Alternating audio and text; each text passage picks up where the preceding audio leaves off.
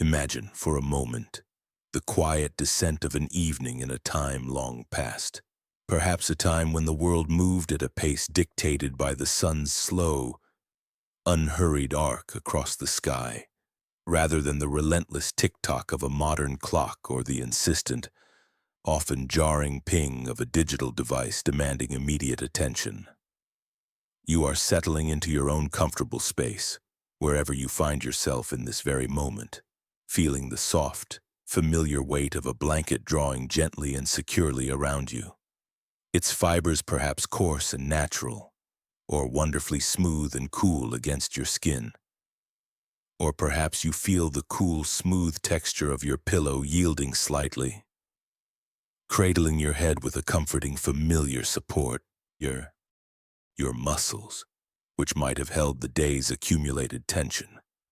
Those stubborn knots of stress and fatigue that often gather in the shoulders and neck are now beginning to gradually yield, softening with each slow, deliberate, and deeply cleansing breath you take. This is a conscious, deliberate act of letting go, a gentle decision to allow your entire body to sink deeper and deeper into the comfort you've so carefully found for yourself, releasing all the accumulated tightness and allowing gravity to do its work. The subtle sounds that gently surround you now become an integral, harmonious part of this unfolding stillness, not as distractions to pull your mind away, but as delicate threads woven into a larger, calming tapestry of profound peace. Perhaps it's the gentle, rhythmic, almost hypnotic hum of a fan, creating a soft, consistent current of air that barely stirs the curtains, causing them to sway with an almost imperceptible grace, like dancers in a slow-motion dream. It's a steady whisper, a kind of benign white noise that subtly lulls your senses and gently guides your mind away from any lingering external chatter or mental busyness. Or maybe it's the distant, muted murmur of the night outside, the faint, almost imperceptible rustle of leaves in a breeze that whispers ancient secrets to itself as it passes through the branches of trees, creating a soft, natural melody. Or you might hear the faraway, solitary, and almost melodic chirping of a cricket, a tiny, tireless sentinel of the night, marking time with its gentle, persistent song. These sounds aren't intrusive in the slightest. They don't demand your attention or pull your thoughts in any particular direction. Instead, they blend seamlessly into a steady, soothing background, a quiet symphony designed specifically to invite your thoughts to gently unfurl, to release their tight grip, much like a delicate, aged parchment slowly unrolling from its tight scroll in the warm, steady glow of a single flickering lamplight, revealing its secrets in its own time. You feel no pressure here, no sudden urges to move or act, no need to hurry, no sense of being rushed by any external force. There is just the steady, comforting, undeniable presence of the present moment, a soft, enveloping embrace of the now, holding you gently. As the natural light in your room, or visible just outside your window, begins its slow, graceful transformation, deepening into the rich velvety shades of twilight and dusk, you might perceive a subtle yet profound shift in the very air around you, a change that speaks of transition and peace. A pleasant coolness begins to creep in, a welcome retreat as the day's accumulated heat slowly, almost imperceptibly begins to recede, carried away by the gentle evening breeze, leaving behind a refreshing calm. This cool air might brush lightly against your skin, a feathery touch that softly signals the day's quiet conclusion. Or, if you prefer to imagine warmth, you might sense the comforting, lingering heat of a small, domestic fire, its vibrant, dancing flames having long since subsided, leaving only a bed of glowing, pulsating embers. Each tiny, pulsing spark of orange and red casts long, dancing, elongated shadows on a quiet, unassuming wall, creating a serene, mesmerizing play of light and dark that invites contemplation without demanding it, allowing your gaze to soften and blur. This is a space utterly devoid of urgency, of any pressing need to rush, to achieve, or to untangle anything complex that might be weighing on your mind. There are no problems to solve here, no looming deadlines that press down upon you with their relentless demands. No weighty decisions resting on your shoulders that demand immediate resolution. No demanding tasks awaiting your attention that pull you from your peaceful state. Instead, you are simply invited to be present, to allow your awareness to soften at the very edges, much like the gentle, blurred lines of a watercolor painting slowly drying on a forgotten easel, its colors blending seamlessly. You are encouraged, with the utmost gentleness and care, to release any lingering concerns or anxieties that might have clung to you throughout your day, like tiny, stubborn burrs on a piece of soft, natural wool. Imagine those worries, whatever form they might take, a demanding email waiting in an inbox, a challenging conversation replaying endlessly in your mind, a task left undone that whispers softly of tomorrow, dissolving effortlessly, completely, melting away like morning mist under the gentle, warming, all-encompassing touch of the rising sun. This quiet invitation is not for a grand, sweeping adventure filled with dramatic twists and turns, with unexpected perils or thrilling climaxes that quicken the pulse and demand vigilance. It is rather for a journey inward, a gentle drift through the rich textures, the subtle fragrances, and the barely audible whispers of history. We are simply exploring a different facet of the past, one where the search for comfort, for understanding, and for gentle relief unfolded in the softest, most unassuming ways, intimately intertwined with the very earth beneath their feet. Their solutions were often found in the quiet strength and enduring wisdom of growing things, cultivated with care or discovered wild in nature's bounty. This narrative offers a quiet, calming contrast to the often frenzied rush and constant demands of our modern world, inviting you to slow down, to breathe deeply and evenly, and to simply be allowing your mind to wander gently through these historical landscapes. You are there, becoming a part of this quiet scene, an observer without judgment, simply absorbing the peacefulness of a time long gone, letting it envelop you like a soft, comforting wave that washes over you, carrying you towards rest. In the medieval world, the rhythm of life was a steady, predictable drumbeat, a profound and deliberate contrast to the sharp, sudden cadences and often unpredictable alarms we frequently experience today. Those electronic notifications that jolt us awake or demand our immediate attention at any moment. Imagine a landscape entirely devoid of the pervasive electric hum of countless appliances that fill our modern homes with their constant background noise. The bright, insistent, almost aggressive glare of artificial lights that relentlessly banish the natural darkness of night. Or the invigorating, almost essential jolt of morning coffee that propels so many of us into our day, sharpening our senses and quickening our pace. Picture a time before the subtle, yet profoundly effective calm offered by modern pharmaceutical remedies for anxiety, pain, or discomfort, remedies that can be found with ease in almost any local apothecary or pharmacy, packaged and ready.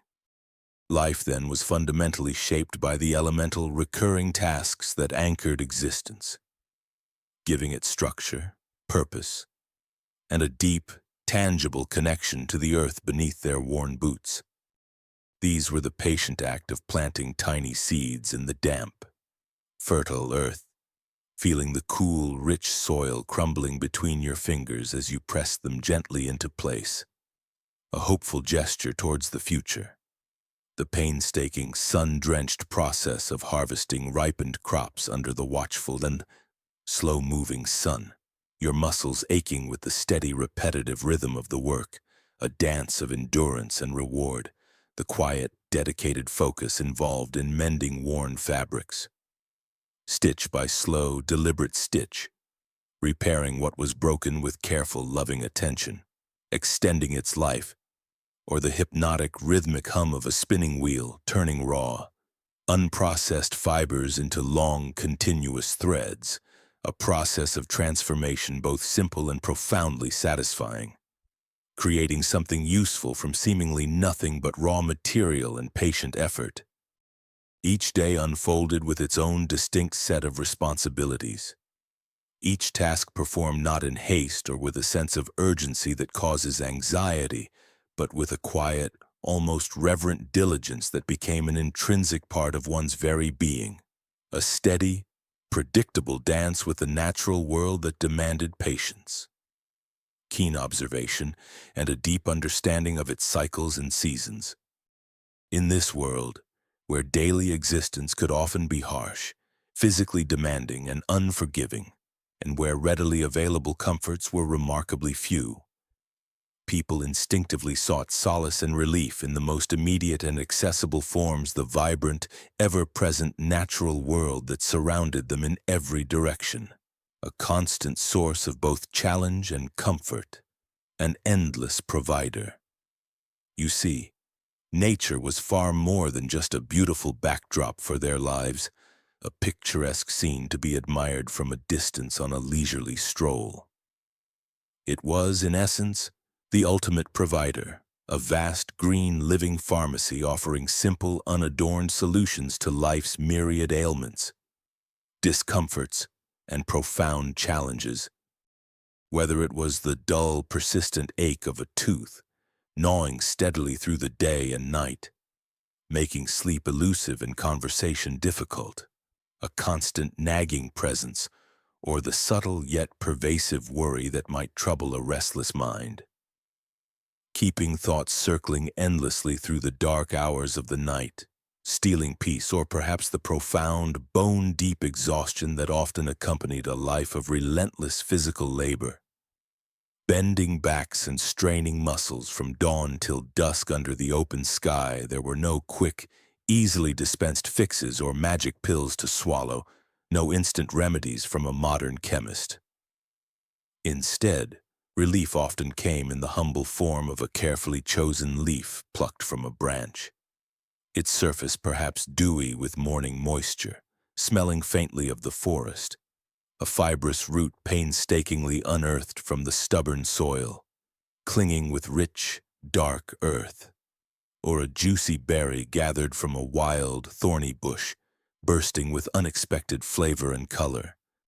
All these remedies were either gathered directly from the wild expanses of forests and fields, where knowledge of plants was passed down through generations of oral tradition and practical experience, or meticulously cultivated with tender care in a small, well-tended garden plot, a patch of land where human effort met nature's enduring generosity, a quiet, productive partnership that yielded precious resources. The very concept of altered states of consciousness, as we might intellectualize and categorize them today, wasn't about seeking a dramatic high in a recreational sense, or about escaping into reckless abandon and fleeting pleasures that would soon be forgotten, leaving only regret. Rather, it was often framed in terms that emphasized quiet purpose and profound meaning, deeply rooted in their spiritual beliefs and physical needs. It could be a visionary state sought by a mystic, patiently waiting for divine insight under a vast starlit sky, their eyes fixed on the distant shimmering constellations, seeking answers beyond the material world, a pathway to enlightenment. Or perhaps a moment of divine inspiration for a monk, meditating in the hushed, cool silence of a monastery scriptorium, his quill poised over parchment, seeking clarity for his sacred texts, the words flowing from a higher source. More often than not, in the lives of ordinary people, it was simply pain relief for someone suffering from a persistent ailment that offered no respite, a constant companion of discomfort, or a gentle aid to bring about restorative, dream-filled sleep after a day of ceaseless toil, allowing the body and mind to truly rest and rejuvenate. These profound experiences were deeply and organically woven into the very fabric of daily life, appearing in a diverse array of contexts as an integral part of traditional medicine practiced by skilled healers and compassionate midwives who served their communities with practical knowledge. During sacred religious rituals performed in solemn spaces filled with the wafting smoke of incense and the murmur of prayer, or sometimes, quite accidentally, through the unintended, unnoticed consumption of something as mundane and everyday as a slice of bread made from grain that had inadvertently become moldy during storage, leading to unexpected, often unsettling, sensations. You might conjure a vivid image in your mind, the quiet, focused intensity of a village healer, her hands calloused and wise from years of working with the earth, carefully brewing a soothing tea over a low, crackling fire in her humble, smoke-filled cottage, the gentle steam carrying the rich, earthy, pungent aroma of medicinal herbs into the cool, still air, filling the small space with promises of relief and comfort. Or perhaps the steady, rhythmic chant of a monk, his voice a low, resonant hum, echoing softly through cold stone corridors as he meticulously prepared an herbal tincture in the quiet solitude of his cell. Each movement precise, deliberate, and performed with a meditative focus, a ritual in itself. There was no sense of rebellion or defiance associated with these practices. Rather, it was a gentle, almost reverent engagement with the earth's abundant bounty, a patient exploration of its hidden, often mysterious properties, understood through generations of observation and tradition, passed down from elder to apprentice.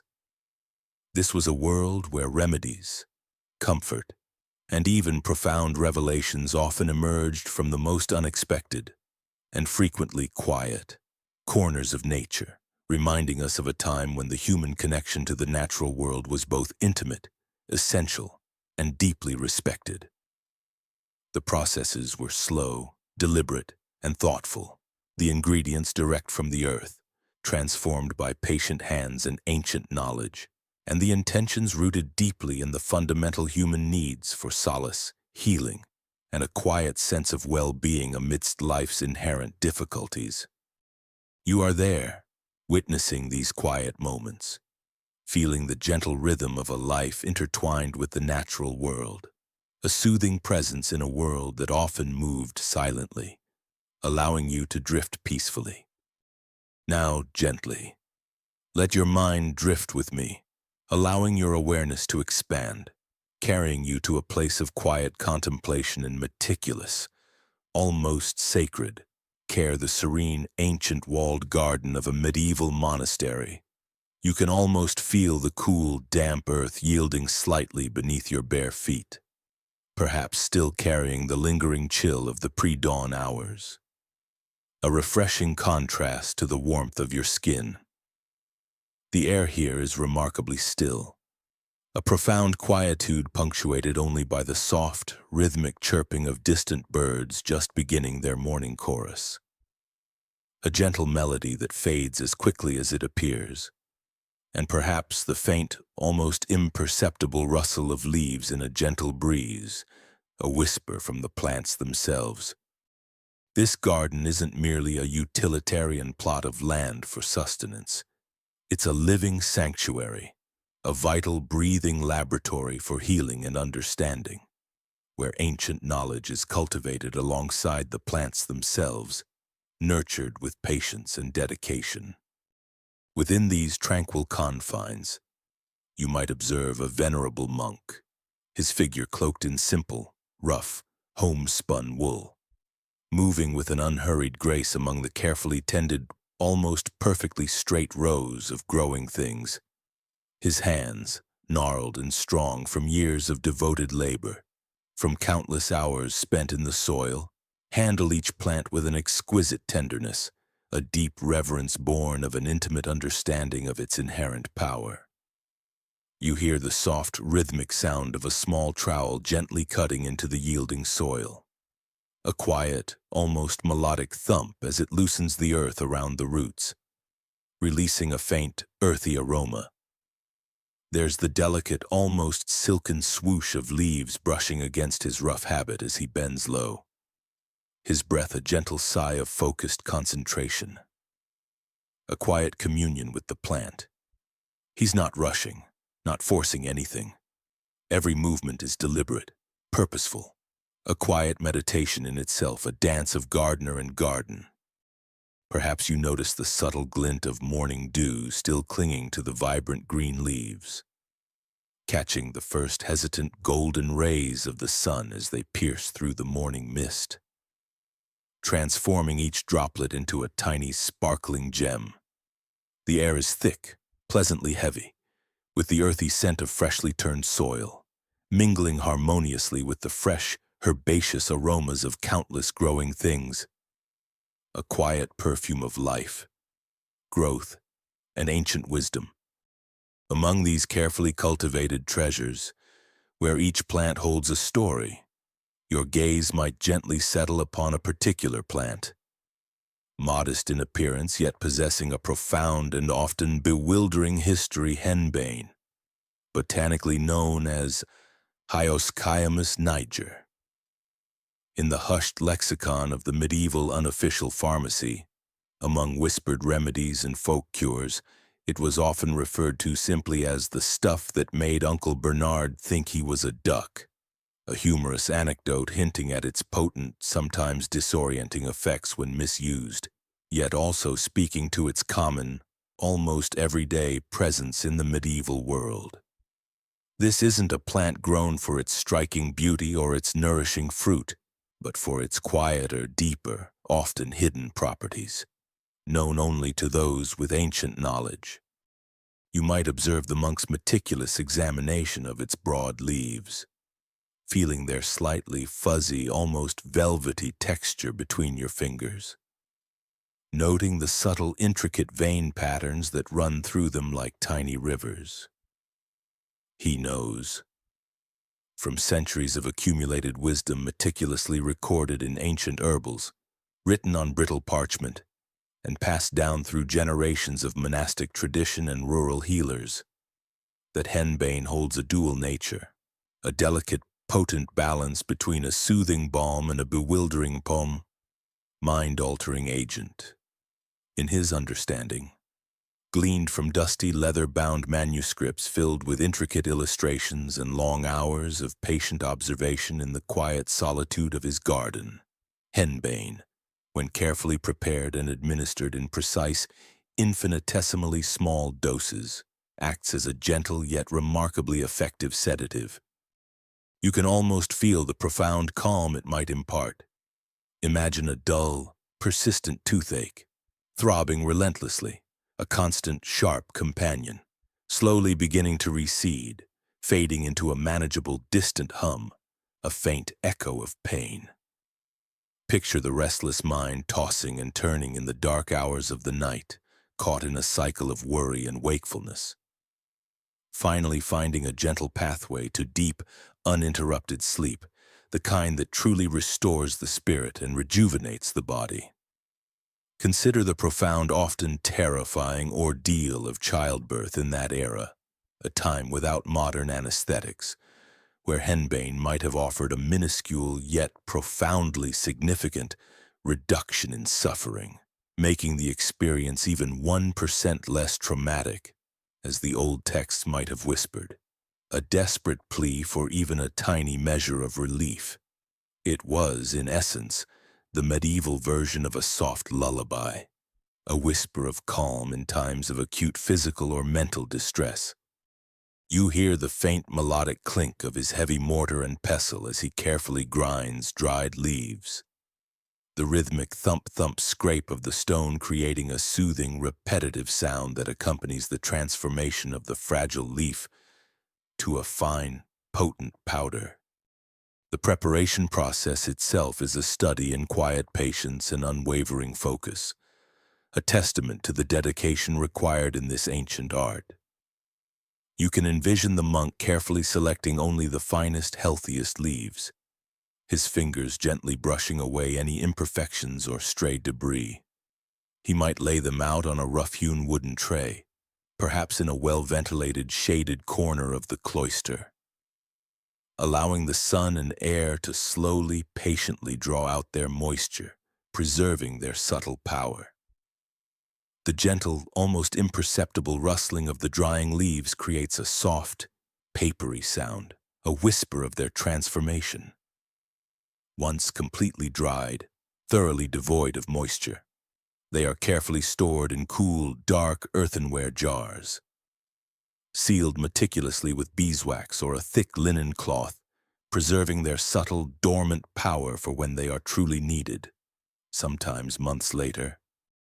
When a remedy is called for, when someone seeks relief, the monk might take a small pinch, carefully weighing it by eye with practiced precision, or using a small, well-worn set of brass scales, their surfaces polished by countless uses. The dried leaves are then gently, repeatedly crushed in a heavy stone mortar.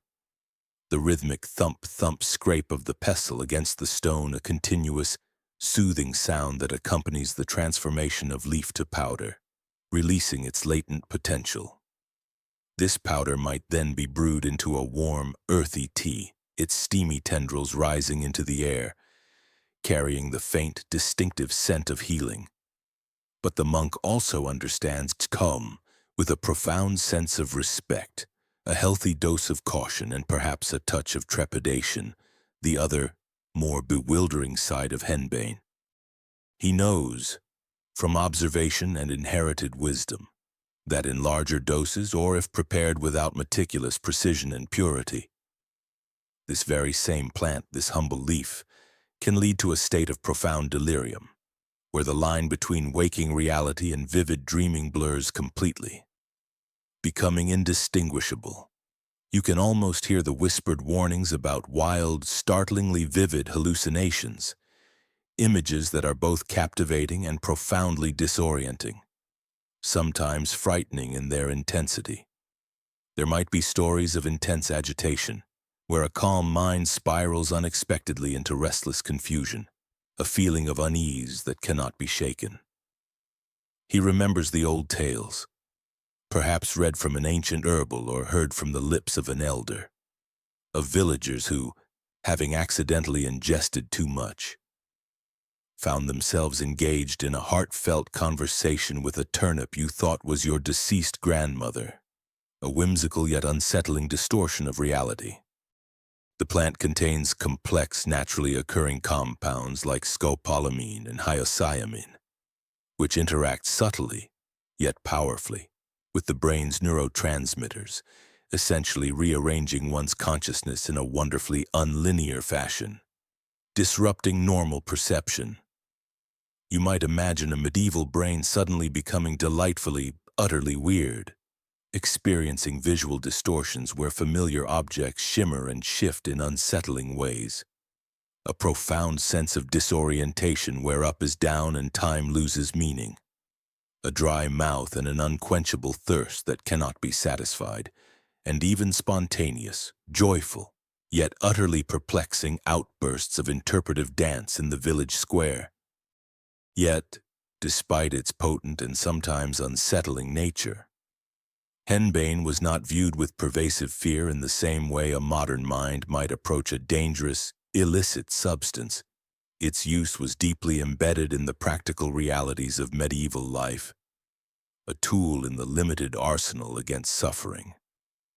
While the Church sometimes looked upon anything that altered perception with profound suspicion, believing that true vision should stem from direct divine intervention or the intercession of saints, not from humble shrubs dug from the earth, henbane nonetheless found its quiet champions among healers who sought only to alleviate pain, mystics who sought spiritual insight, and those who simply had nothing left to lose in their profound, intractable suffering. You can imagine it even made its way, for a brief, experimental time, into rudimentary beer recipes, perhaps adding a peculiar, almost intoxicating note, before being wisely banned in favor of safer, more predictable additives like hops, which simply enhanced flavor. The monk, as he diligently tends his garden, embodies this nuanced, complex understanding, a quiet respect for nature's immense and sometimes unpredictable power, a diligent application of ancient inherited knowledge passed down through generations, and a calm acceptance of the often unpredictable outcomes that sometimes arose from these humble, whispering leaves. A reminder of nature's wildness. Now, gently, allow your awareness to shift once more, drawing you away from the ordered, cultivated rows of the monastery garden and into the more wild, untamed, often shadowy corners of the medieval landscape, where deep-seated folklore and practical botanical wisdom intertwine in the most fascinating and sometimes unsettling ways. Here, we encounter a root unlike any other, a truly enigmatic and legendary presence in the medieval mind, the mandrake. Its very existence sparked a curious, potent blend of practical botanical knowledge, ancient, deeply rooted folklore, and even a touch of genuine panic among those who sought it. Botanically known as Mandragora officinarum, the mandrake was not merely a plant, it was a living legend, deeply associated with profound sleep, with vivid, sometimes disturbing hallucinations, with potent fertility, and rather curiously, with a high probability of either mystical divine visions or the distinctly unexpected experience of waking up in a ditch next to a confused goat. Either way, something significant, something out of the ordinary, was universally said to happen when it was involved. You can almost visualize the root itself often resembling a stubby, contorted human figure, with discernible limbs and a rudimentary head, as if expertly carved by nature's own hand, buried deep within the earth. This peculiar, almost uncanny, anthropomorphic shape was central to its profound mystique and its powerful hold on the medieval imagination. Medieval herbalists, those quiet custodians of plant lore and practical healers, genuinely believed, with unwavering conviction, that this root contained powerful magical and medicinal properties, perhaps precisely because of its human-like form, suggesting a deeper connection to life itself. You might imagine them holding a newly unearthed mandrake, still clinging with damp soil, turning it slowly and reverently in their hands, marveling at its uncanny resemblance to a tiny human infant, a miniature golem.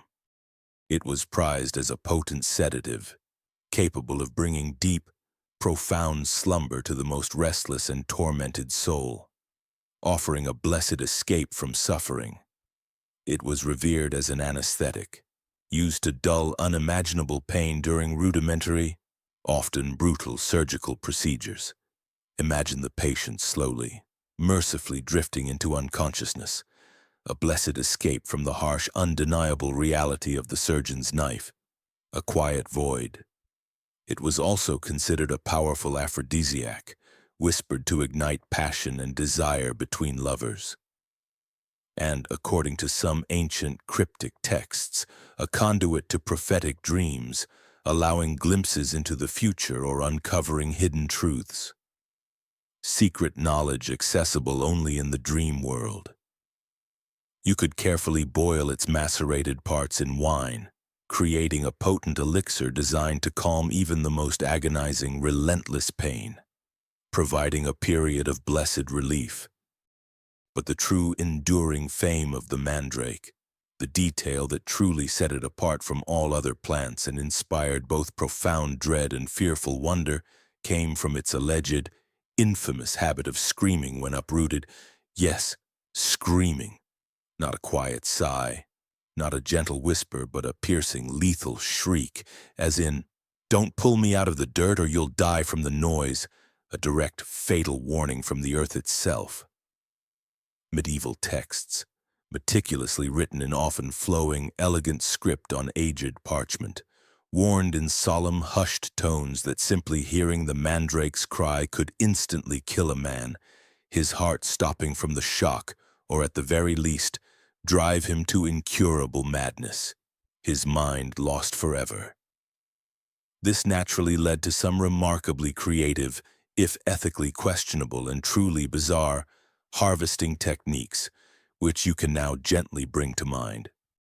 The most famous method, passed down through generations of rural wisdom and desperate necessity, involved carefully tying the root to a hungry or eager dog, then retreating to a safe distance, often with wax in one's ears, allowing the poor animal to do the dirty work. The grim, yet widely accepted assumption was that the dog would bravely perish from the root's fatal cry instead of the human harvester. A chillingly practical, yet profoundly unsettling solution that raises profound ethical red flags even by medieval standards, yet was widely accepted as a necessary evil for survival and healing.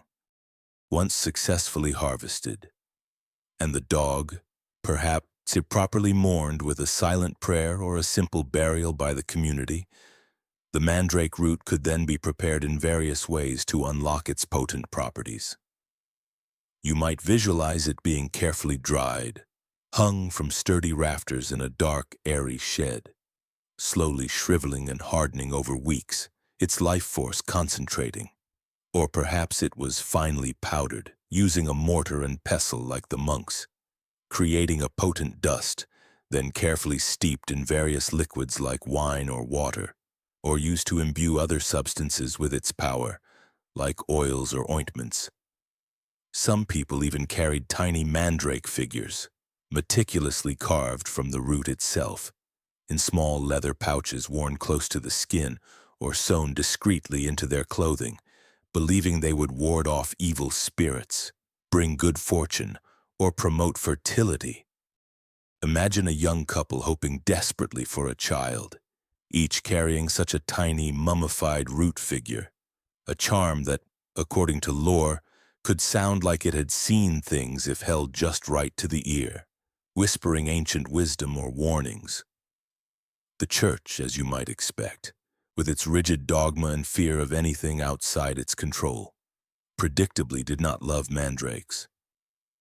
Anything that caused visions or altered perceptions and was not directly tied to organized religious ritual or a sanctioned miracle from above was treated with profound suspicion, often labeled as witchcraft adjacent, an act of heresy, or even outright demonic possession.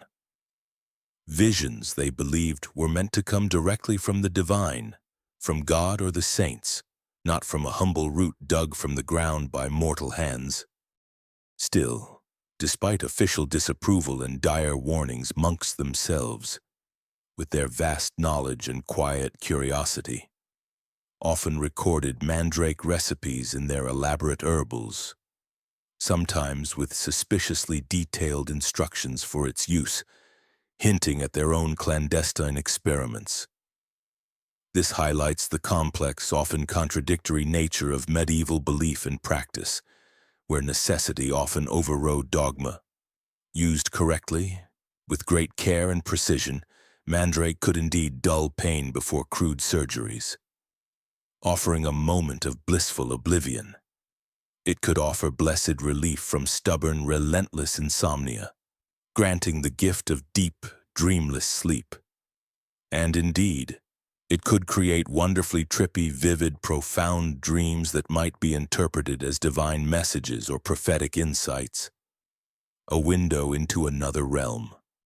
However, used incorrectly, perhaps in too large a dose or with impure intent, it could cause violent vomiting, leading to severe dehydration and weakness. It could lead to prolonged unconsciousness, a coma-like state, or worse, cause your concerned family to stage an impromptu exorcism because you began insisting that your mundane bowl of soup was whispering Latin prayers and offering you profoundly bad financial advice, convinced it was a sign from another world. This quiet, enduring mystique of the mandrake root, with its human-like form and its earth-shaking, silent cry, continued to weave itself through the quiet tapestry of medieval life, a testament to humanity's enduring fascination with the hidden, often terrifying, yet compelling powers of the natural world. forever intertwined with their dreams and fears. Now let your mind gently drift from the wild, earthy realms of mandrake and henbane, and allow yourself to be drawn into a different facet of medieval botanical understanding, one where the line between allure and potent remedy was exquisitely, almost dangerously thin. We turn our attention to belladonna, a plant often known as Atropa belladonna, or more strikingly, deadly nightshade. Its very name, belladonna, translates to beautiful lady, a testament to its captivating yet formidable nature. You might imagine a medieval noblewoman, perhaps preparing for a grand feast in a dimly lit hall, seeking not just finery but a subtle, ethereal enhancement to her beauty, something that would set her apart. You are watching, perhaps, as a few precious drops of its carefully prepared extract are applied to her eyes. You can almost feel the cool, liquid touch on the delicate skin around your own eyes, a fleeting, almost imperceptible sensation. Slowly, almost imperceptibly at first, her pupils begin to dilate, widening to an astonishing degree, absorbing more of the ambient light. In that era, wide, dark eyes were considered profoundly attractive, lending an air of mystery and even a touch of saintly innocence to the wearer, as if reflecting an inner luminescence. You can envision the soft, flickering candlelight of the hall catching in these enlarged pupils, making them seem even deeper, more enigmatic, drawing others into their silent depths with an unspoken invitation.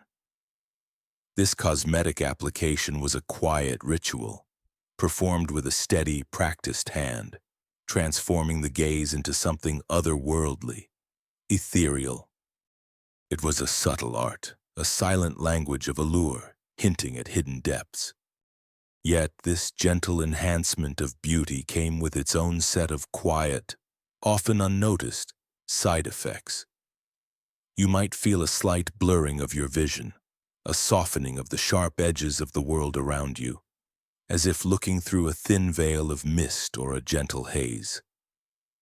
The bright, insistent light of the feast hall might become slightly uncomfortable, causing you to squint, or to seek out the softer, more shadowed corners of the room, finding comfort in the dimness.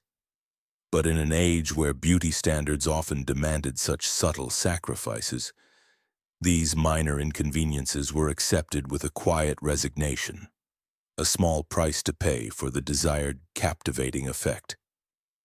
The allure of the beautiful lady was paramount, and belladonna served this purpose with a quiet, potent grace, its secret known only to a few. Beyond its role in medieval cosmetics, belladonna possessed other, far more profound talents, particularly in the realm of healing and solace.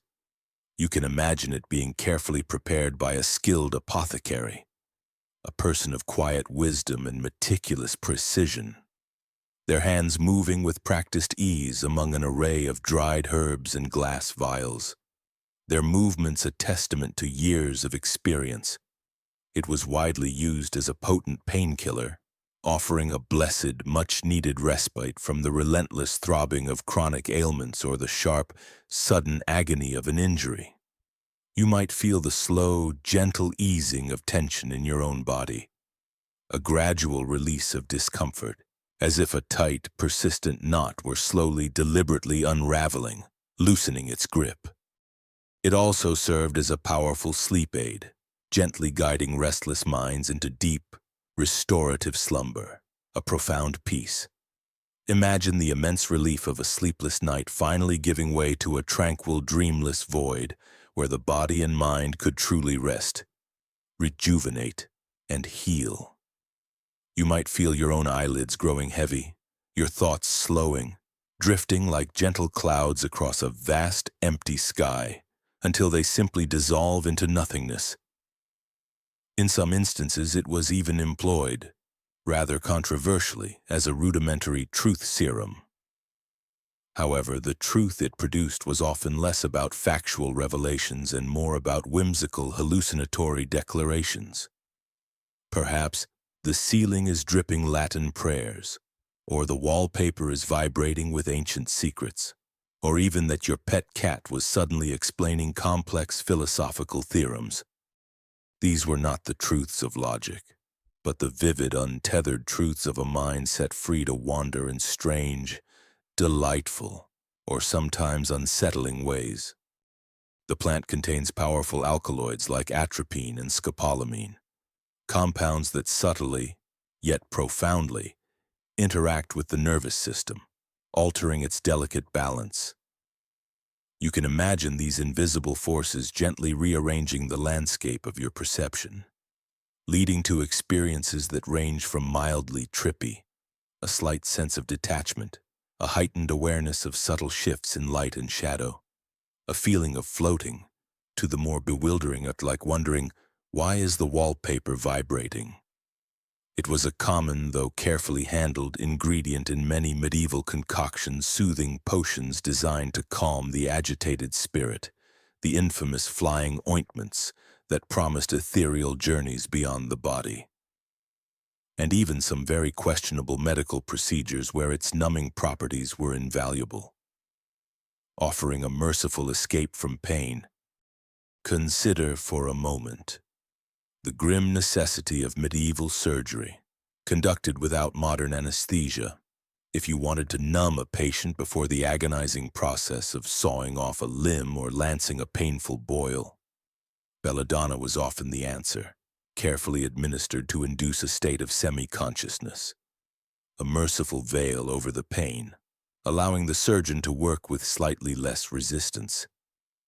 If you wish to simulate a death-like sleep for theatrical performances, or perhaps for more suspicious clandestine purposes, belladonna could achieve this, inducing a profound, almost comatose state that mimicked death. And if you wish to accidentally meet a few saints, or perhaps even the devil himself, in your dreams, belladonna could open that doorway, leading your mind on an unexpected journey through the realms of the subconscious, a personal odyssey. You get the quiet, profound idea of its versatile, often mysterious power, an echo from a time when such remedies were all they had.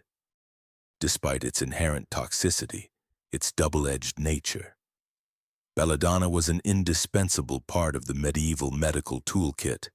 Physicians, with varying degrees of skill and caution, used it carefully or, at times, recklessly, depending on the severity of the plague or illness sweeping through the village that week, or the desperation of the patient. You can imagine the desperate measures taken, the calculated risks, the hopes pinned on a few drops of extract. It appears frequently in ancient herbals, those meticulously illustrated books of plant knowledge that served as their pharmacopoeia, and in recipes for love charms across Europe, a testament to its widespread, if often misunderstood use and its captivating allure.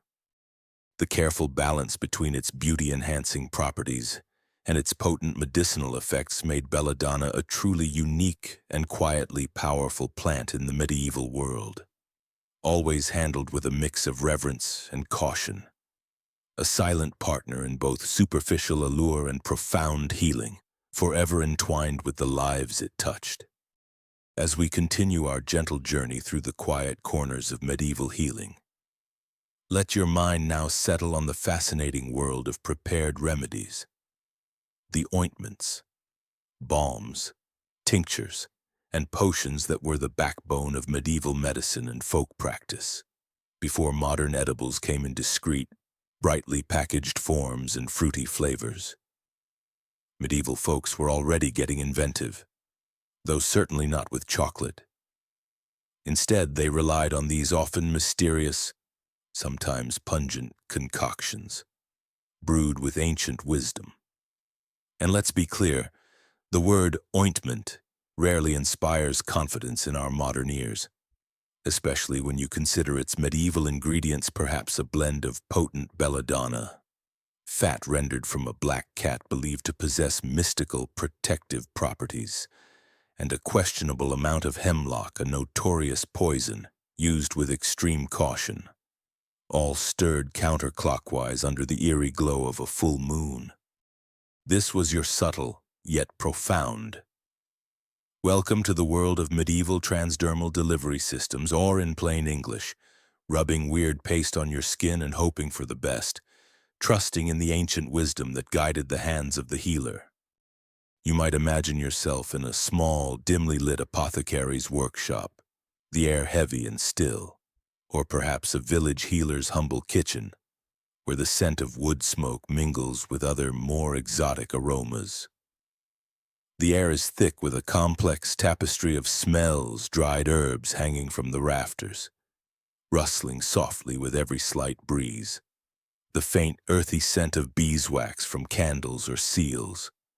The sharp, almost biting tang of alcohol from tinctures simmering gently, and the rich animalistic aroma of rendered fats warming slowly over a low fire. You observe the healer, her hands moving with practiced rhythmic precision, each movement economical and purposeful. She takes a heavy stone mortar, perhaps the same one used for grinding mandrake, its surface smooth and worn from centuries of use, and begins to add various dried herbs.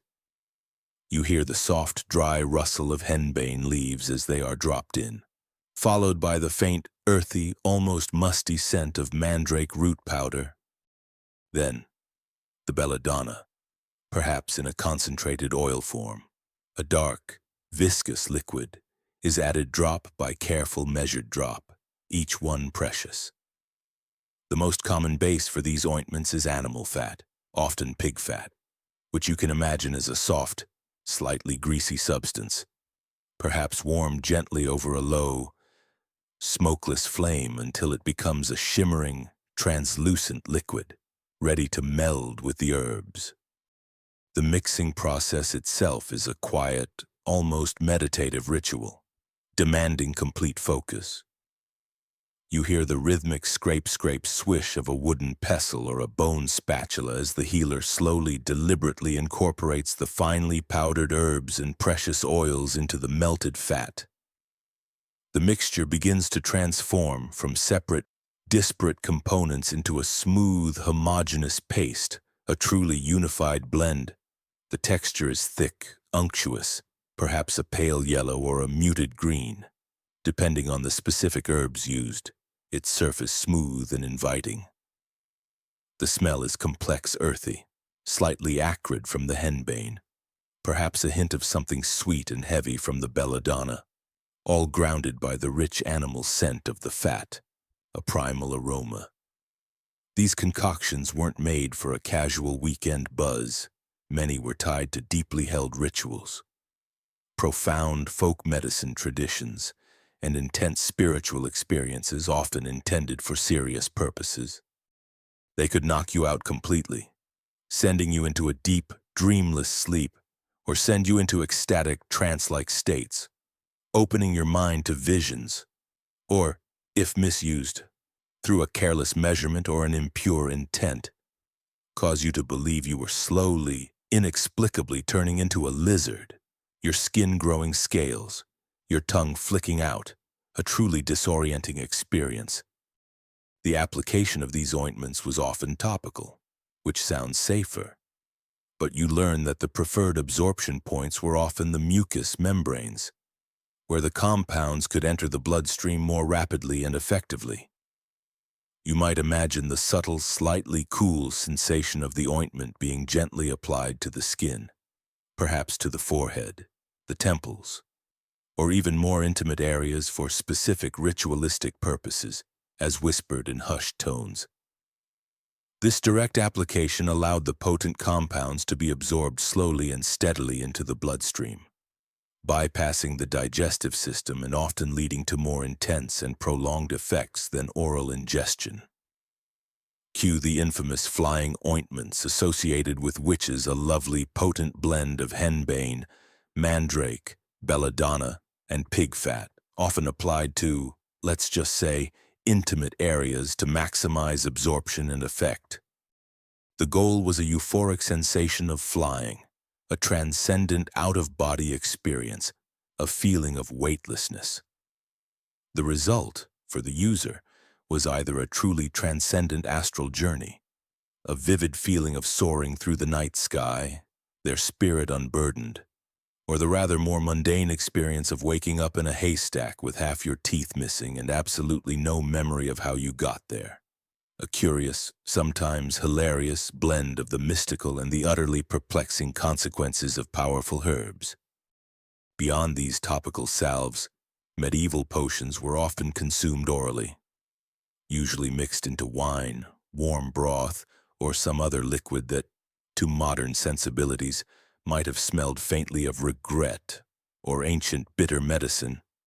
Apothecaries, those quiet alchemists of the past, loved mixing poppy extract derived from the opium poppy, a powerful sedative and painkiller, with spiced wine.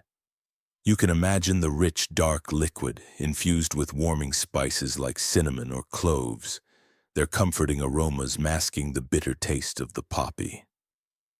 This combination was strong enough to numb you completely during surgery, allowing the surgeon to work with less resistance, a merciful release from pain, or, for the more spiritually inclined, to give you a front-row seat to a divine revelation you certainly didn't ask for, a sudden overwhelming influx of spiritual insight, a direct message from the heavens.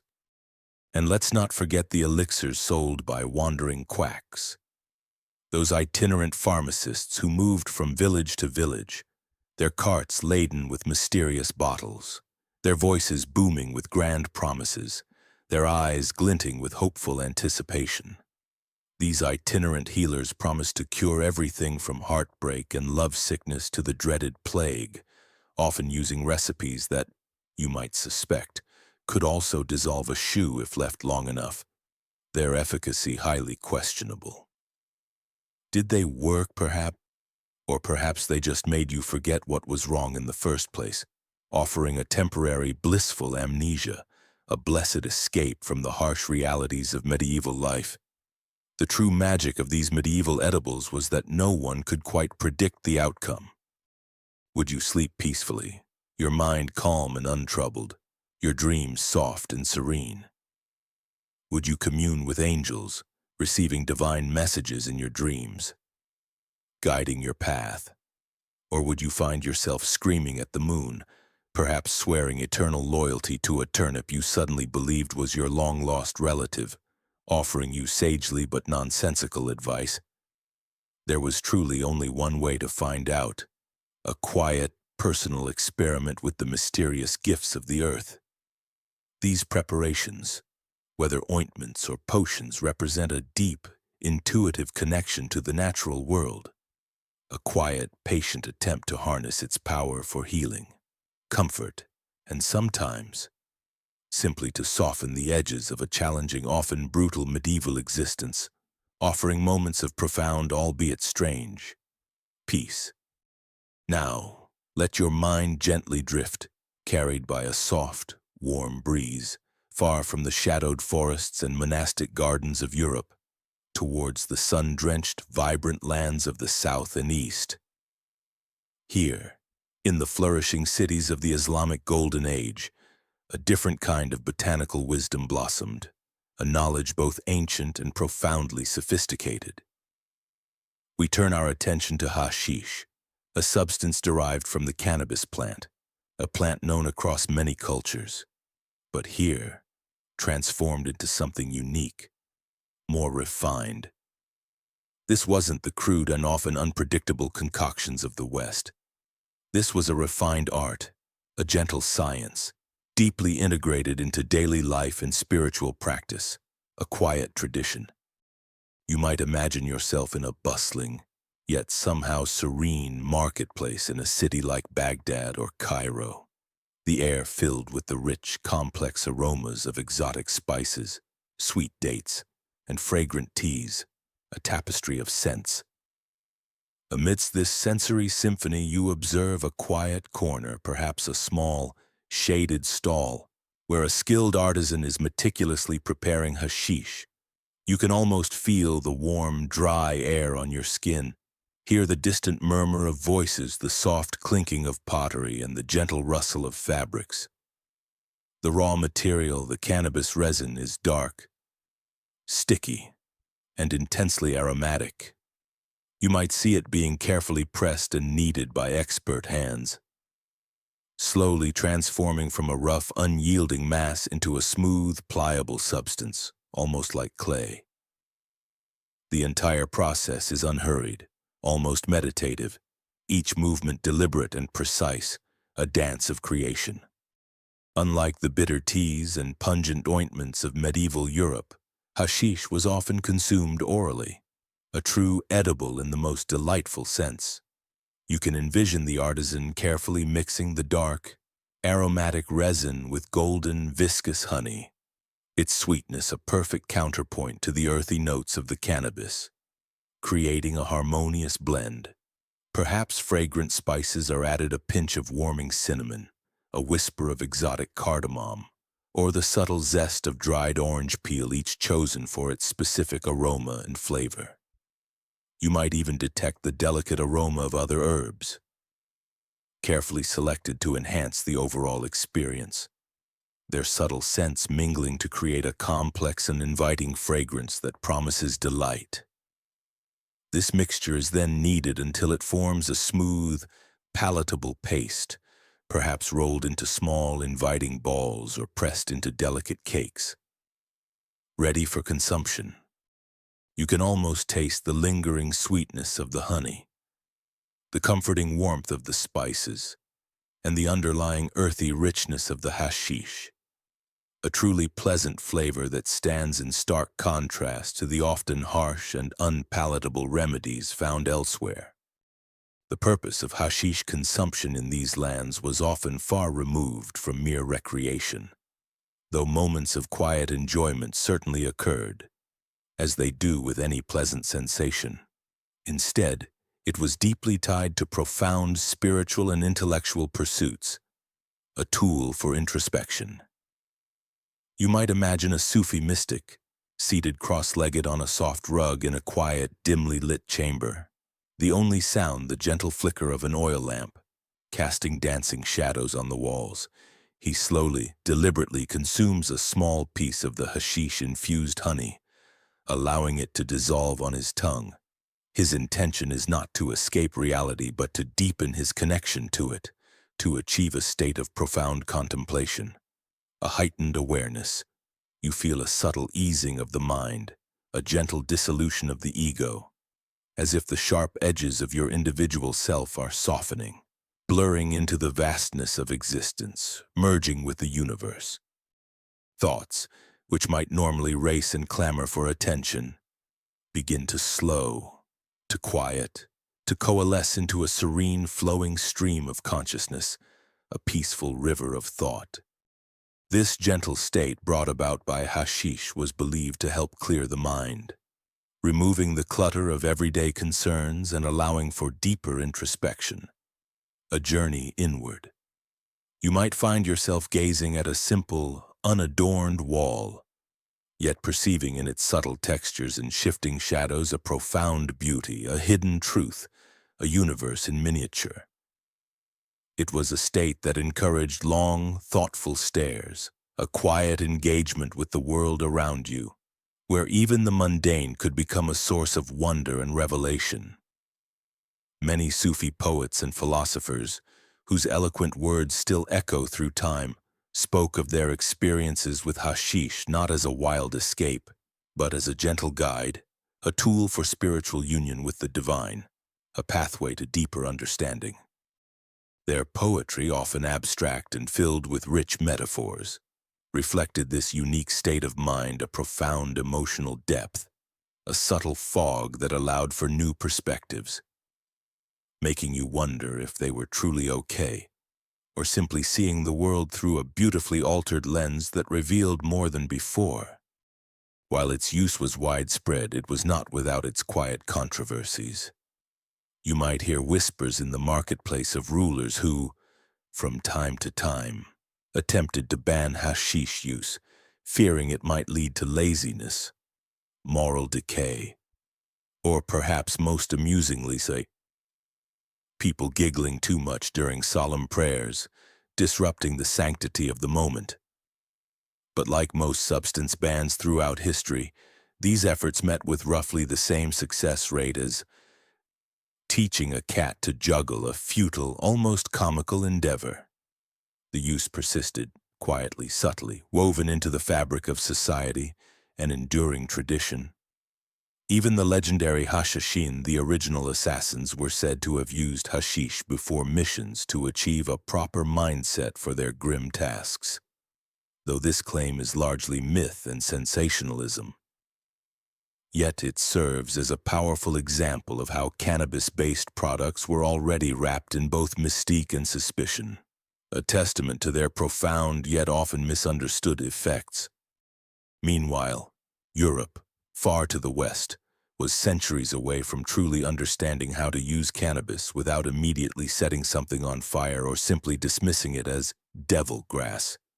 In the Islamic Golden Age, hashish offered a gentle, contemplative path to solace, a sweet flavor of peace in a complex world, a quiet escape from its harsh realities. Now, let your senses gently guide you into a different kind of sacred space. One filled not with the earthy aromas of herbs and spices, but with the ethereal, purifying scent of smoke. Imagine yourself stepping into a medieval church, a grand, echoing edifice of rough-hewn stone and vibrant, intricate stained glass. You might picture the soft, muted light filtering through those intricate windows, casting kaleidoscopic patterns of reds, blues, and golds on the ancient flagstones beneath your feet, making them seem alive. The air is cool, perhaps a little damp, carrying the lingering chill of centuries, and it holds a distinct, almost otherworldly cloud of incense, wafting slowly, deliberately through the vast vaulted space like God's personal fog machine, a visible manifestation of prayer and reverence, rising to the heavens. This incense, you understand, wasn't just about holiness or creating a solemn atmosphere. Though these were certainly primary functions, it also held a little something extra, a subtle psychoactive potential that contributed to the profound spiritual experiences within these sacred walls, known or unknown to the worshippers. We focus on the two heavy hitters, the resins that formed the heart of this fragrant cloud, frankincense and myrrh.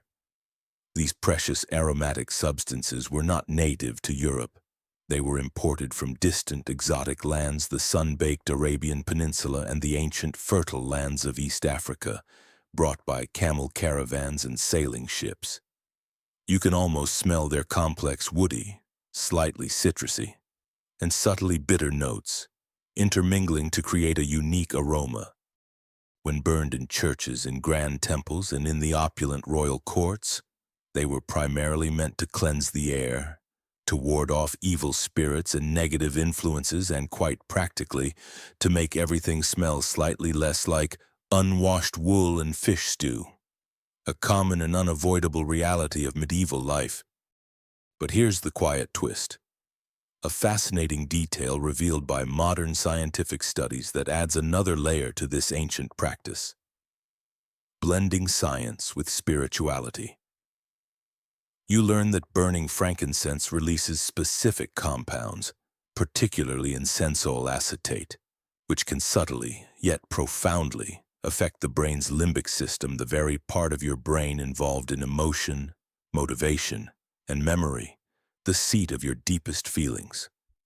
Translation: if you sat in enough of that fragrant smoke, especially in the poorly ventilated medieval chapels, which is to say, almost all of them, designed more for grandeur than airflow, the solemn Gregorian chant wasn't the only thing making your head feel floaty and light, perhaps even inducing a gentle euphoria.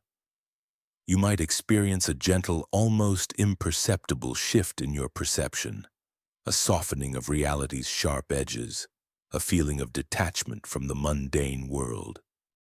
You might feel a mild, tranquilizing effect, a sense of deep calm washing over you, a profound peace settling in your core, especially if paired with other medieval practices like fasting, which would heighten your senses and make you more receptive, or dehydration, which could inadvertently make you more susceptible to altered states.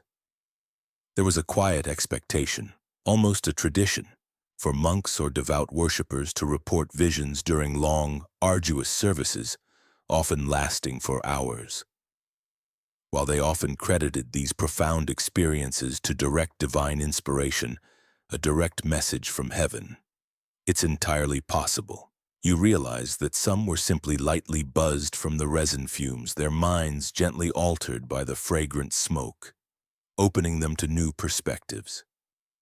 You can imagine the quiet, internal journeys taking place within these solemn spaces, a personal revelation induced by the very air they breathed, a silent communion. And if you think this practice was limited to Christian spaces, think again. Incense was a common fixture in mosques, filling the air with its sacred scent during prayers, a unifying aroma in synagogues, accompanying ancient rituals and blessings, in Buddhist temples, aiding deep meditation and concentration, and even in pre-Christian pagan rites, connecting worshippers to the natural world and their ancestral spirits. It transcended religion and culture, a universal language of scent and spirit, understood by all. Everyone, it seems, loves a good vibe, a feeling of heightened awareness and profound peace. Clerics often insisted that the incense helped to lift the soul to heaven, a spiritual ascent towards the divine. Realistically, you understand, it may have just softened the edges of reality enough to make a 5-hour sermon a bit more tolerable. A gentle, almost imperceptible escape from the mundane and repetitive. Think of it as the medieval equivalent of putting on lo-fi beats and lighting a scented candle, but with more Latin and a distinct lack of modern chill or digital distractions. The process of burning incense itself is a quiet, mesmerizing spectacle, a dance of smoke and light.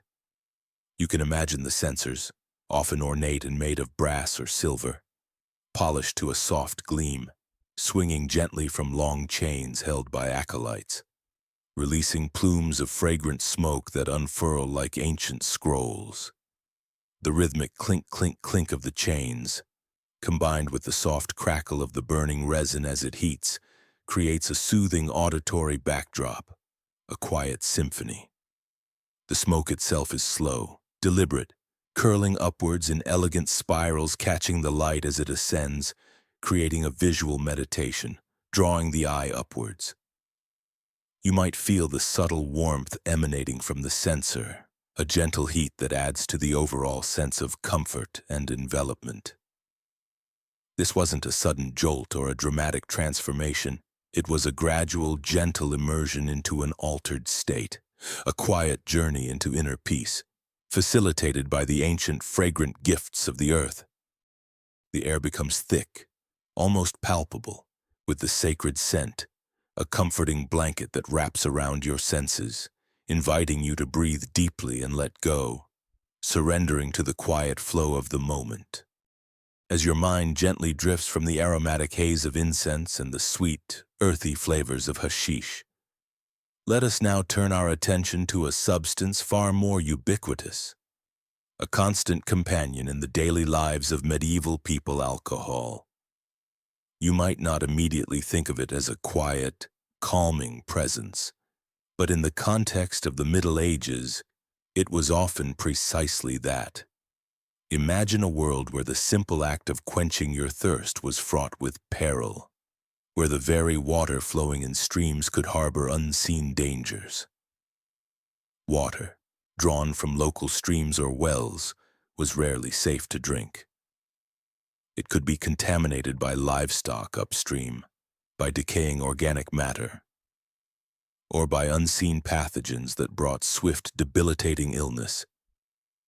Sipping directly from a natural source was, in essence, playing a quiet game of intestinal roulette, a gamble few were willing to take with their precious health and well-being. So, instead of risking the unseen dangers lurking in clear water, people reached for something a little more fermented, something that offered both hydration and a significant measure of safety. Enter small beer, the medieval equivalent of a modern, low-alcohol beverage, but with a profoundly different purpose. This wasn't a drink for intoxication. Not primarily, it was a daily necessity, a fundamental part of the diet for adults and children alike, consumed from morning until night. You can picture a peasant family at their humble, rough-hewn table, each member with a wooden tankard or a simple clay mug, filled with this cloudy, slightly sweet liquid. The taste is mild, earthy, perhaps a little yeasty, but undeniably refreshing and thirst-quenching. It offered a light buzz, just enough to soften the edges of a hard day's labor, to ease the ache in weary muscles, but never enough to truly impair judgment or lead to boisterous revelry.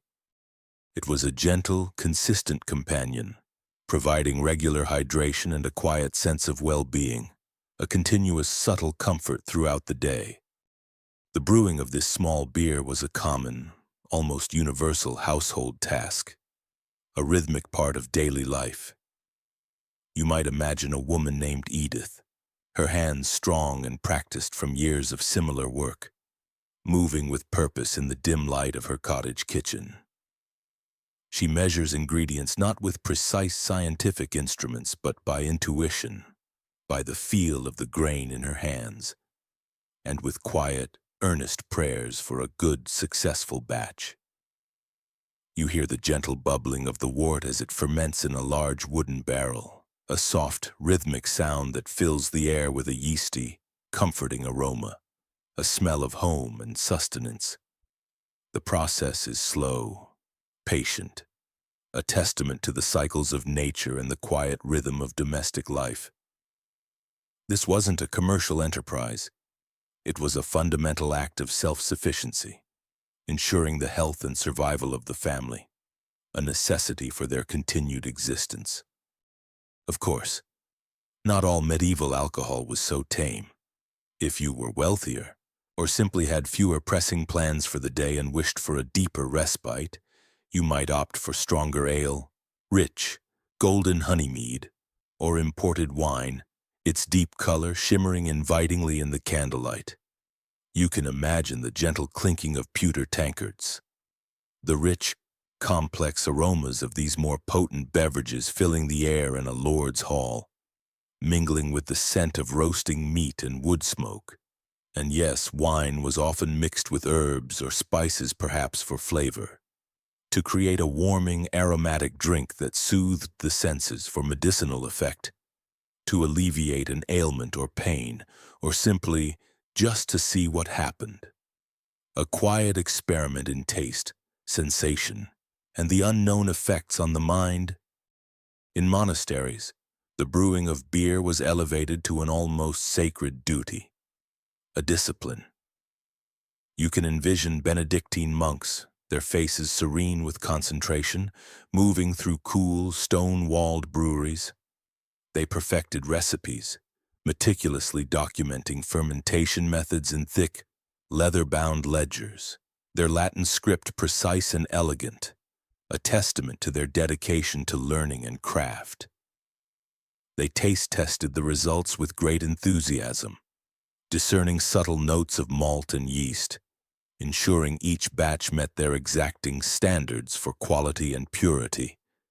If salvation, as some quietly joked, came in pints, then the Benedictines were indeed well ahead of the curve, their dedication to brewing a testament to their broader commitment to self-sufficiency, communal well-being, and providing comfort to weary travelers. But alcohol, in the medieval mind, was far more than just a drink. It was a lifestyle enhancer, a quiet balm for the everyday challenges of existence. Do you want to dull the throbbing pain of medieval dentistry? A truly terrifying prospect without modern anesthetics, ale was often the answer. Consumed steadily to induce a state of mild numbness, a gentle haze over the agony, allowing one to endure the ordeal. Do you wish to treat melancholy, that quiet, persistent sadness that could cling to the spirit like a shadow? Spiced wine, warmed gently and sipped slowly, was believed to lift the spirits, its aromas and warmth bringing comfort and a sense of lightness. Do you simply want to forget for a few blessed hours that you lived in a drafty hovel with 6 other people and one extremely judgmental chicken that seemed to observe your every move? Mead, sweet and potent, offered a temporary gentle escape into a world of softened edges and blurred worries. Taverns, inns, and roadside alehouses served as the medieval equivalent of therapy offices, but with more communal yelling and robust, hearty laughter. You can imagine the low murmur of conversation, a comforting hum, the occasional burst of impromptu song, the clinking of mugs, and the comforting warmth emanating from a central hearth, casting a golden glow. People drank to celebrate joyous occasions, to mourn losses with quiet camaraderie and shared silence, to gossip about village happenings, and occasionally to invent entirely new dance styles that no one had asked for but everyone spontaneously joined in, enjoying the uninhibited movement. These were places of quiet connection, where the burdens of daily life could be temporarily set aside, and the simple comfort of a shared drink brought a sense of belonging and gentle ease.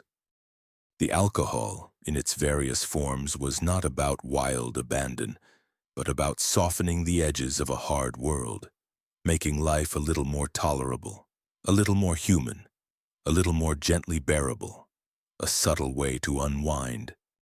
As your mind settles into the gentle rhythm of medieval life, let us now turn to a phenomenon that was both common and profoundly mysterious to the people of that era, a quiet, unsettling presence that sometimes brought about the most unexpected and bizarre of experiences, a dance of the unknown.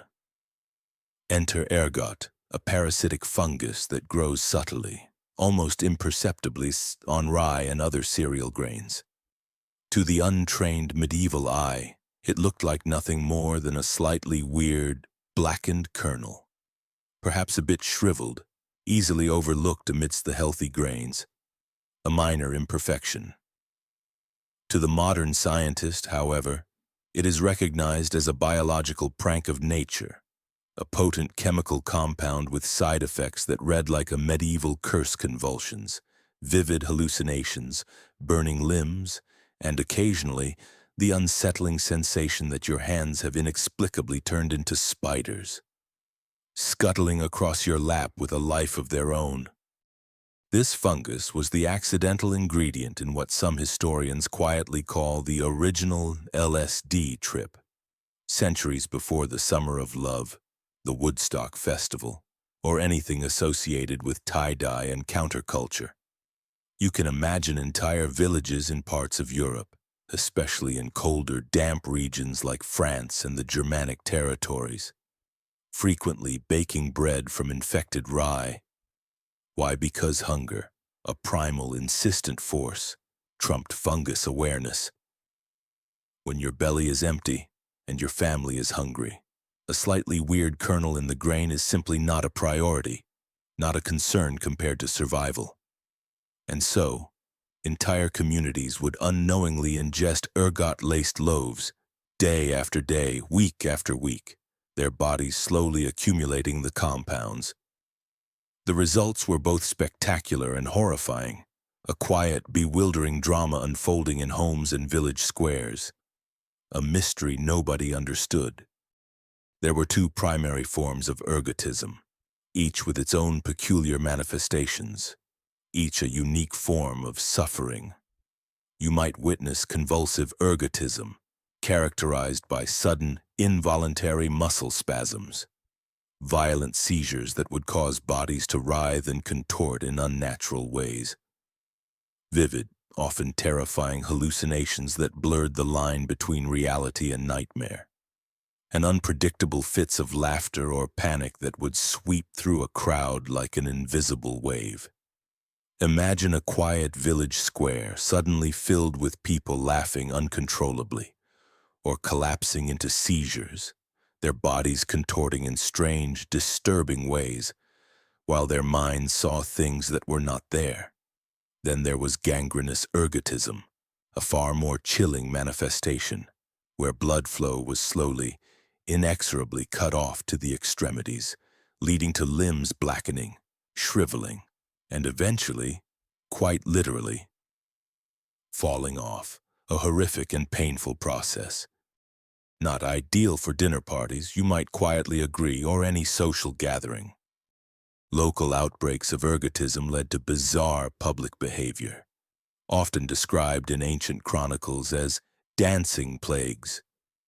You can envision groups of people, caught in an invisible grip, dancing uncontrollably for days on end, sometimes until they collapsed from sheer exhaustion, or even until death, their movements spasmodic and involuntary. At the time, these strange occurrences were blamed on demons, on divine punishment for sins, or on moral weakness, a lack of faith. But in reality, you now understand it may have just been a mass case of unintentional mushroom toast, a quiet, tragic consequence of contaminated grain, a silent poison. Ironically, the Order of Saint Anthony, which ran hospitals for the afflicted, helped treat victims of ergotism, often by simply feeding them wheat-based diets instead of rye.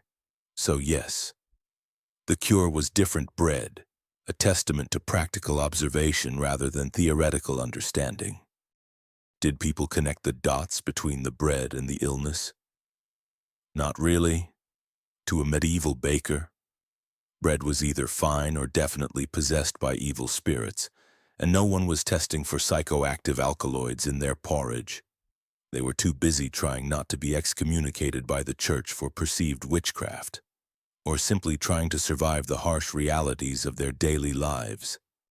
Even today, some scholars quietly believe that ergot played a subtle, unacknowledged role in the infamous Salem witch trials, centuries later.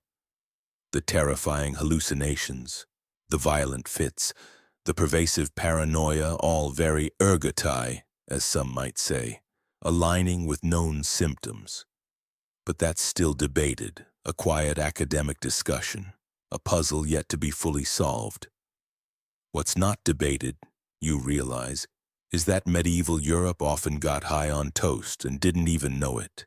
It was a quiet, accidental journey into altered states, a testament to the unpredictable nature of their world and the hidden powers that lay dormant in the most common of foodstuffs.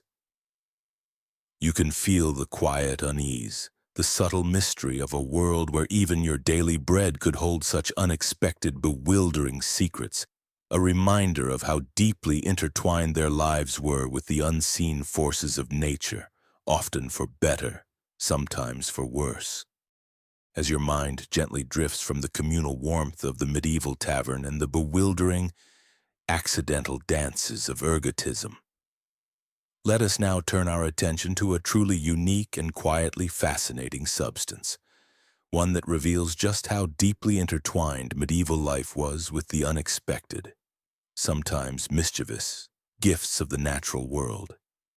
Imagine, for a moment, that in a few special, secluded corners of the medieval world, even the bees were in on it. You might picture a remote, mountainous region, perhaps where the air is crisp and clear, and the valleys are carpeted with vibrant wildflowers. This wasn't your average grocery store honey, the kind you might drizzle over your porridge for breakfast, adding a simple sweetness. Oh no. We are talking about mad honey, a rare and potent type produced primarily in the mountainous Black Sea regions of Anatolia, which is modern-day Turkey. You can almost feel the subtle shift in the air, the gentle hum of countless bees, industrious and focused as they go about their ancient work, flitting from blossom to blossom.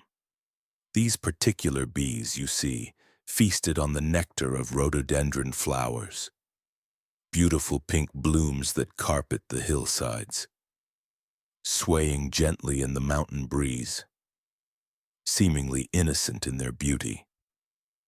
They appear unassuming enough, these delicate blossoms. But they held a dark, potent secret. They are laced with gray onotoxins, You can imagine these naturally occurring compounds, invisible to the eye, subtly permeating the nectar, then the pollen, and finally, the honey itself, transforming it into something far more than just a sweetener. These granotoxins, you understand, don't play nicely with the human nervous system. They interact in ways that can be both profoundly unsettling and, in small, carefully managed doses, surprisingly illuminating, opening doors to perception. The result of this unique botanical interaction was mad honey, a substance so potent that even a small amount could bring about a cascade of unusual sensations. A journey into the self. You might feel a gentle dizziness, a subtle disorientation that causes the world to tilt just slightly, as if seen through a warped pane of glass. Perhaps vivid, dream-like hallucinations begin to unfurl before your inner eye, not frightening or overwhelming, but soft and flowing, like watercolors on a canvas, colors bleeding into each other. You might experience a slight nausea, a gentle churning in your stomach, followed by a slowing of your heart rate, a profound calm settling over your entire being, a deep, quiet peace. And then, perhaps, spiritual visions might emerge, not forced or dramatic, but quiet, intuitive insights, as if a thin veil has been gently lifted from your perception, revealing hidden truths. These effects often occurred in a specific sequence, a predictable journey into an altered state, guiding you through a unique landscape of sensation, consumed in very small, carefully measured doses. Perhaps just a spoonful dissolved slowly on the tongue, allowing its subtle flavors to unfold. It offered a mild, pleasant buzz, a gentle sense of euphoria that softened the edges of reality, making the mundane seem magical. You might feel a subtle warmth spreading through your limbs, a loosening of tension in your muscles, a quiet contentment settling deep within your bones. But in larger, less cautious doses, this very same honey could transform your day into a slow-motion opera starring your own eyebrows. A truly disorienting and utterly bizarre experience that defied logic. You might find yourself moving with exaggerated slowness, every gesture feeling grand and deliberate, while your perception of your own body becomes strangely detached, almost comical, as if watching a play unfold around you. This mad honey was not just a local curiosity, a quaint folk remedy known only to a few isolated communities high in the mountains.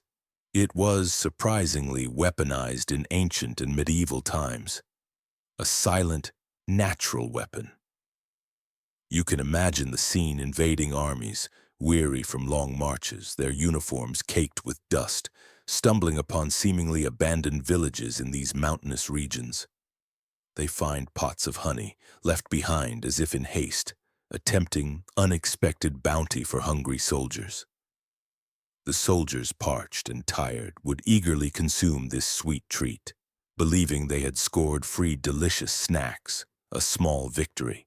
Instead, you can almost feel the slow, insidious onset of the honey's effects: the dizziness, the nausea, the disorientation, a creeping unease.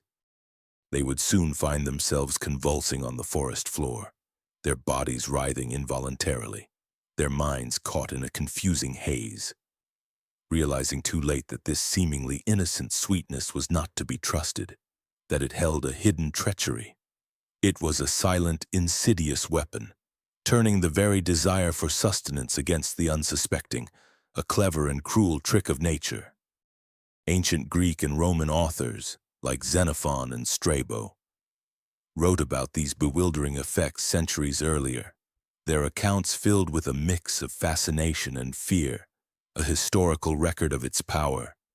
Yet the use of mad honey persisted well into the Middle Ages, a testament to its enduring power and the profound local knowledge that surrounded it, passed down through generations. You might imagine the quiet wisdom of the locals, their faces weathered by sun and wind, their eyes holding ancient knowledge. They knew how to handle the stuff, understanding its delicate balance between remedy and danger. A tiny amount on bread might be used for a persistent headache, its subtle properties easing the throbbing pain like a gentle balm. A little in wine could be taken for visions, a deliberate opening to spiritual insight during quiet rituals, a pathway to the divine. And crucially, they knew to take none at all if you actually wanted to remember your own name by dusk, or to navigate the simple tasks of daily life without confusion, to stay grounded in reality. Mad honey, therefore, became known as both a remedy for common ailments and a recreational substance, especially within mystical or folk healing traditions. You can almost hear the hushed whispers of those who used it, sharing their strange and vivid experiences, their voices low and reverent. Some users claimed it brought prophetic dreams, vivid glimpses into the future or profound truths revealed in the dreamscape, guiding their paths. Others just woke up clutching a potato they believed was their uncle, offering sage but nonsensical advice, a whimsical yet utterly perplexing outcome that added to its mystique. Results varied wildly, a testament to the unpredictable nature of these potent natural compounds. And yes, it was traded, albeit discreetly, carried by merchants on hidden routes.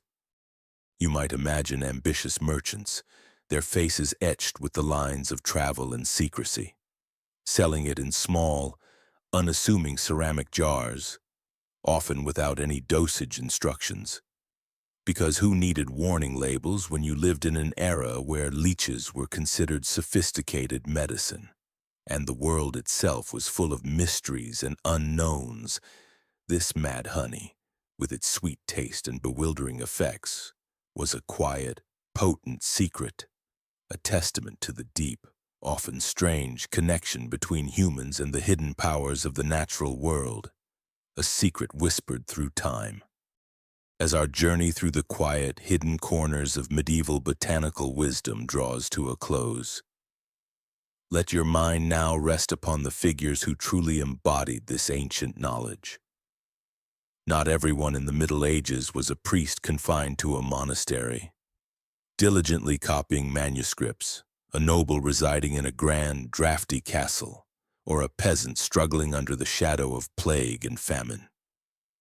Some folks operated in the shadowy margins of society, often misunderstood, sometimes feared, yet utterly indispensable to their communities. These were the shamans, herbalists, cunning folk, and other semi-legitimate practitioners of medicine and mischief, the quiet guardians of ancient wisdom. You might think of them as medieval pharmacists with absolutely zero regulation, but with a deep, intuitive, almost personal relationship with the moss on the stones, the bark on the trees, and the very soil beneath their feet, a bond forged through generations.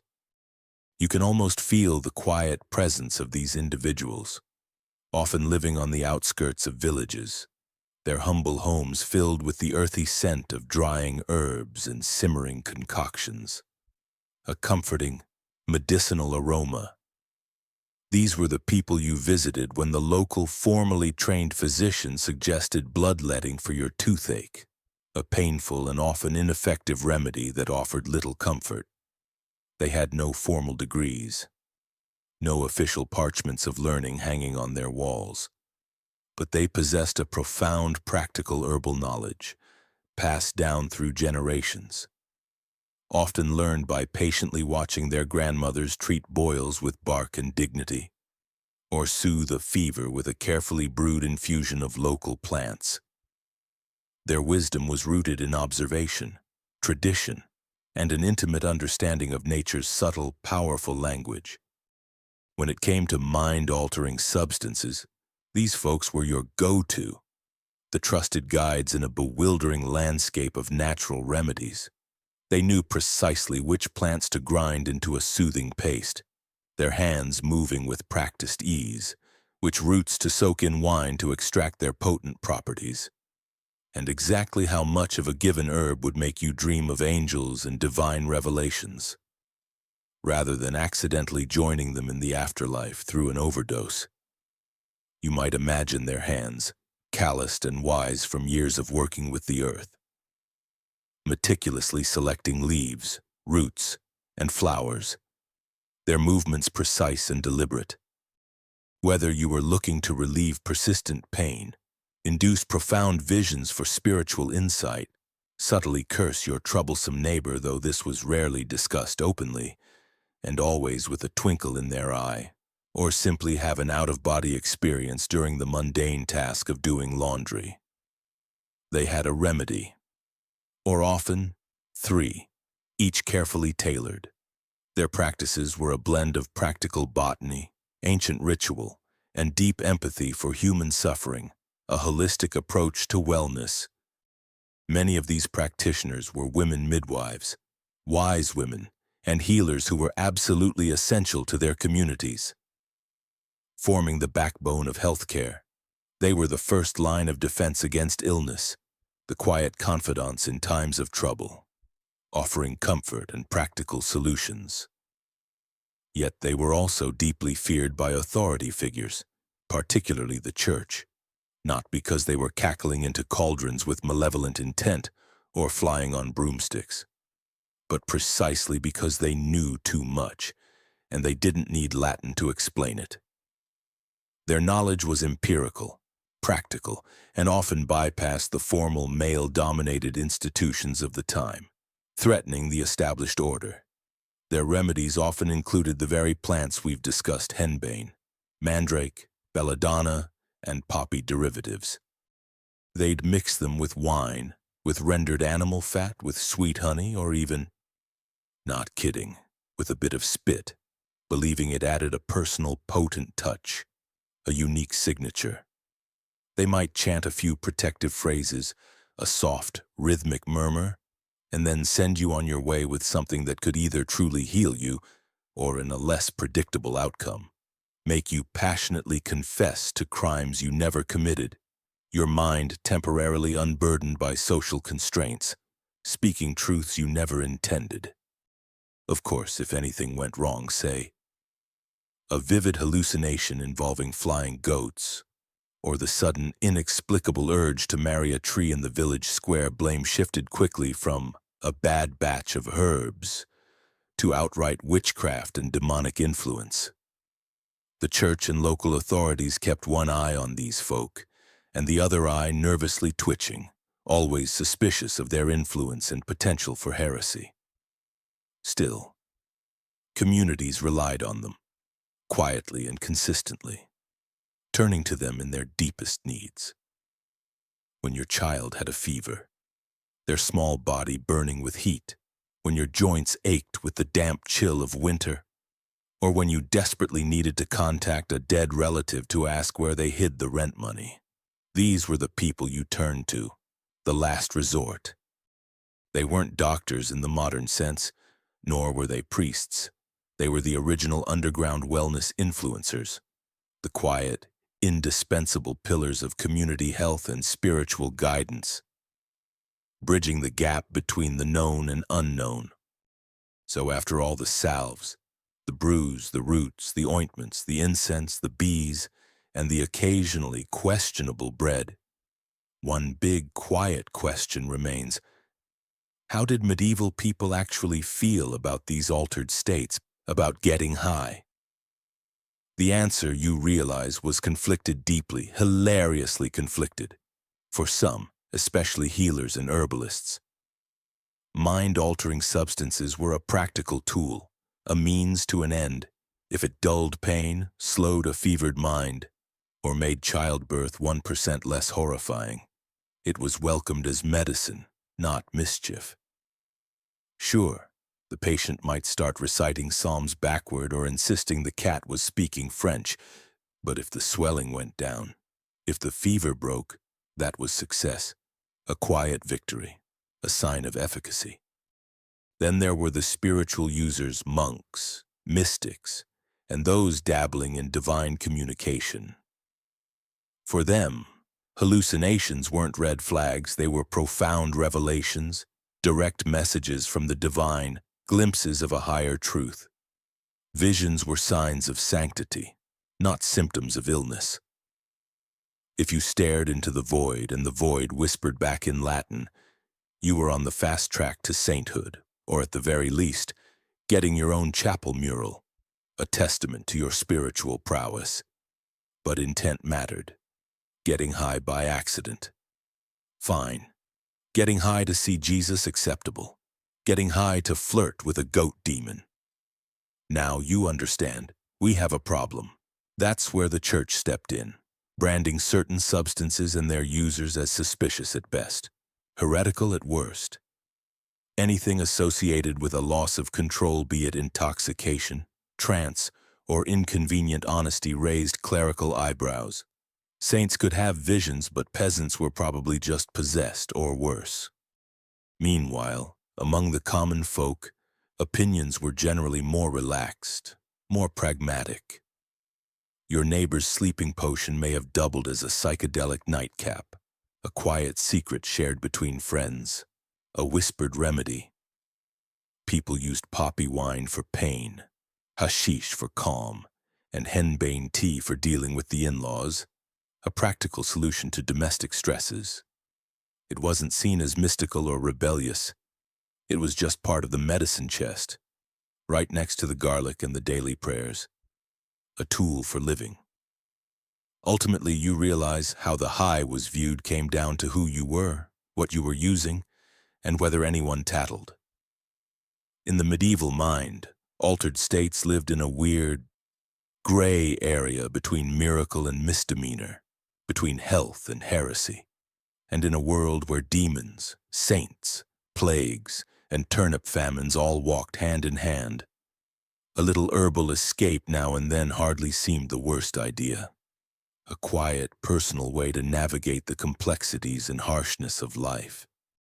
As these stories settle in your mind, let the quiet wisdom of the past wash over you. Feel the gentle rhythm of a world that moved slowly, where remedies were found in the earth, and where even the most mundane elements of life held hidden depths. Allow yourself to release any lingering thoughts, any remaining tension. You are safe, you are comfortable, and you are now free to drift into a deep, peaceful sleep. Let the quiet hum of the past lull you, knowing that even in ancient times people sought comfort and peace in the simple, profound gifts of nature. Rest now,